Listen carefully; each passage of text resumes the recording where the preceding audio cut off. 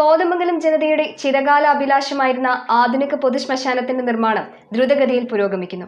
നഗരസഭ 6-ാം വാർഡിൽ 5,25,00,000 രൂപ ചെലവഴിച്ചാണ് ആധുനിക രീതിയിലുള്ള ശ്മശാനം നിർമ്മിക്കുന്നത്.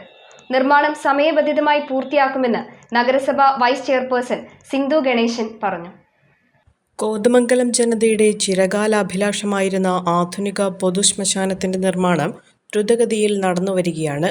കോതമംഗലം നഗരസഭയുടെ 6-ാം വാർഡായ കുമ്പളത്തുമുറിയിൽ 5,25,00,000 രൂപ ചെലവഴിച്ചുകൊണ്ട് 65 സെന്റ് സ്ഥലത്ത് ഒരേ സമയം 2 മൃതദേഹങ്ങൾ സംസ്കരിക്കാൻ കഴിയുന്ന വിധത്തിലാണ് പൊതുശ്മശാനം നിർമ്മിക്കുന്നത്.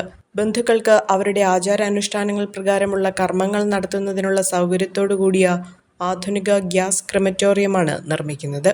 കോതമംഗലം നഗരസഭാ പഞ്ചായത്തായിരുന്ന കാലം മുതൽ കോതമംഗലം നിവാസികളുടെയും സമീപ പഞ്ചായത്തുകളിലെ ജനവിഭാഗങ്ങൾ ഉൾപ്പെടെ കോതമംഗലം നിയോജക മണ്ഡലത്തിലെ 2 ലക്ഷത്തോളം വരുന്ന പൊതുജനങ്ങളുടെ ഏറ്റവും മൗലിക ആവശ്യമായിരുന്ന പൊതുശ്മശാനമാണ് ഇപ്പോൾ യാഥാർത്ഥ്യമാകാൻ പോകുന്നത്.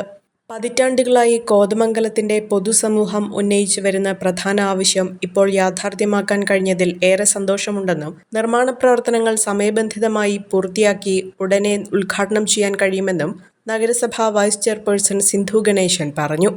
2020 തെരഞ്ഞെടുപ്പുമായി ബന്ധപ്പെട്ട് പ്രകടന പത്രികയിൽ ആദ്യം പറഞ്ഞിരുന്ന കാര്യം ജനങ്ങൾക്ക് വേണ്ടിയിട്ട് ഒരു പൊതുശ്മശാനം നിർമ്മിക്കുക എന്നുള്ളതാണ്. അത് നമ്മൾ അധികാരമേറ്റതിന് ശേഷം ഉടനെ തന്നെ 6-ാം വാർഡ് കുമ്പളത്തുമുറിയിൽ അതിന് സ്ഥലം കണ്ടെത്തുകയും 65 സെന്റ് തിരിച്ച് അതിനുവേണ്ട നിയമ പരിപാടികളെല്ലാം സംഘടിപ്പിച്ചുകൊണ്ട് വളരെ പെട്ടെന്ന് തന്നെ ക്രെമറ്റോറിയം യാഥാർത്ഥ്യത്തിലേക്ക് നീങ്ങുകയാണ്. ഇന്ന് അതിൻ്റെ വാർക്ക നടന്നുകൊണ്ടിരിക്കുകയാണ്.